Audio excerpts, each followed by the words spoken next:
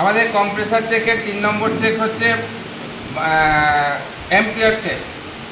আমরা মিটারকে এম্পিয়ার রেঞ্জে সেট করে নেব। ক্লাম্প মিটার লাগিয়ে আমাদের যেটা কম্প্রেসার চালানোর যেটা ডাইরেক্ট কেবল আছে সেই কেবল দিয়ে আমরা কম্প্রেসারটিকে চালাবো। কমনে লাইন, রানিংয়ে নিউট্রাল, স্টার্টিংয়ে বেলপুশ সুইচ।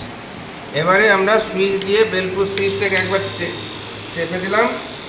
এখন আমাদের মিটারের রিডিংটা দেখো। মিটারের রিডিং 1 এম্পিয়ারের নিচে এম্পিয়ার নিচ্ছে, অর্থাৎ আমাদের কম্প্রেসারের মোটর কিন্তু জ্যাম নাই, কম্প্রেসার এখন চলছে। যদি দেখা যায় ডাইরেক্ট চালু করার পরেও বেলপুশ সুইচ দিয়ে স্টার্ট করার পরেও 2, 3, 4, 5, 6 এম্পিয়ার নেয়, তাহলে আমরা বুঝে নেব কম্প্রেসারটা জ্যাম আছে, অর্থাৎ কম্প্রেসারটা খারাপ।